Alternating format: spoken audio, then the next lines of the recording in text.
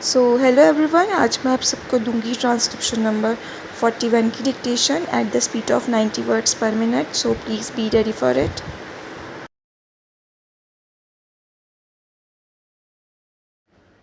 Start. Sir, this bill was introduced in the House by the then Labour Minister Shri K.V. Raghunath Reddy. I was also present at that time in the House. After a period of 9 long years, this bill has now come from the cold storage. It shows how powerful the plantation lobby in the country is. Even though after so much of time this bill has now been brought, I support this bill in the name of a more comprehensive measure. I do not agree that this bill should be postponed or that it should be again referred to a joint committee. Some such proposals was there. I do not agree to that, though it is not adequate and some improvement from the point of view of workers is needed. I do not agree that we would postpone passing it. For example, it has been suggested that the acreage limit should be brought down to 5 hectares to cover more plantations. In the south, especially in Kerala, Karnataka, and other southern states, many plantations are not covered by this bill. I would request the minister to carefully examine this thing. In North India, some other places, tea plantation is on a large scale. But in the case of rubber, cardamom, and coffee, it is 5 hectares. This is on the high side.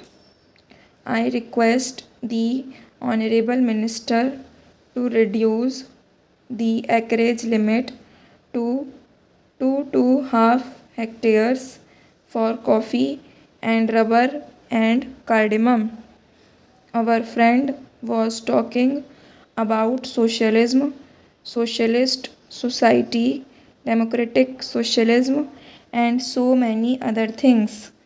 I earnestly request him to consider my suggestion, and that is whether the government is prepared to nationalize the tea industry.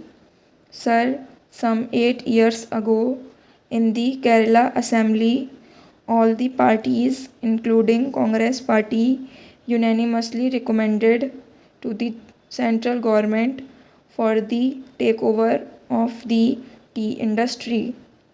In Kerala, tea plantation is owned by British monopolies. Even in the Assam Assembly, all the parties unanimously passed a resolution suggesting takeover of this industry. Are you prepared to take over this industry, especially this tea industry? I pose this question to the central government. Sir, this tea industry is owned by foreign monopolies and they are exploiting the workers. The situation in the tea industry is deteriorating. Are you prepared to nationalize it when you talk of socialism? Unless this is nationalized, you cannot meet the demands of the workers. Sir, how unfortunate for this country, predominantly agricultural, that the meaning of plantations in this bill has been stretched to include coconut gardens, apple, pineapple, cashew nut, and banana plantation farms. I am glad that wisdom has dawned on the government to accept these recommendations of the committee. If I were an anarchist or a member who wished ill of this government, I would have pleaded with the government to stretch the meaning of plantations to cover all agricultural lands in the country and attract the provisions of this bill. Then we could have seen the beginning of convulsions and revolutions in this country as the debt ridden farmers, unable to fulfill the provisions of this bill, would have started filling up jails for violation of these provisions.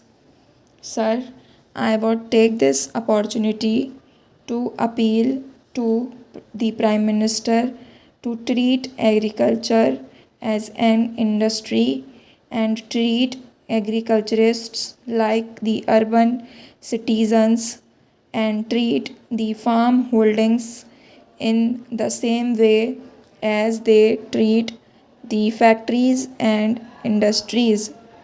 The government should start finding out the invidious and discriminatory laws passed in the country since independence adversely affecting the farming community and review those laws if they want to ensure integrated development of the country. Mr.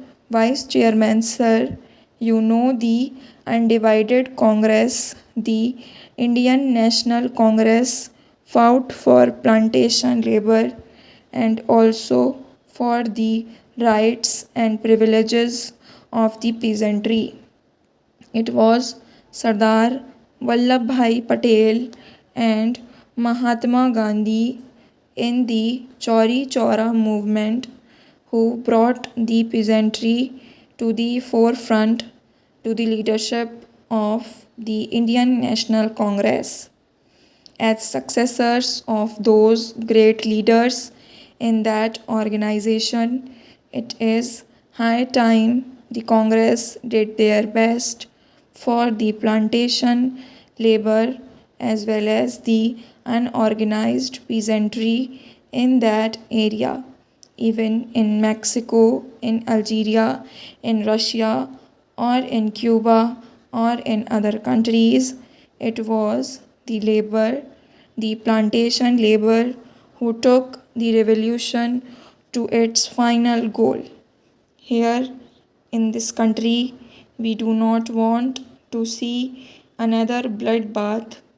We do not want to see that they take up arms against government or against employers. As people's representatives and as government of the people, we must do our best to solve their problems, whatever their grievances are, whatever their difficulties are, instead of allowing anybody to take advantage of their poverty and their difficulties. I know what goes on with plantation labor. I can give instances of different plantations. I come from West Bengal where tea plantation is a very big factor, and I know how plantation labor are still being exploited. Housing facility near the plantations is a must for them under the act. Stop.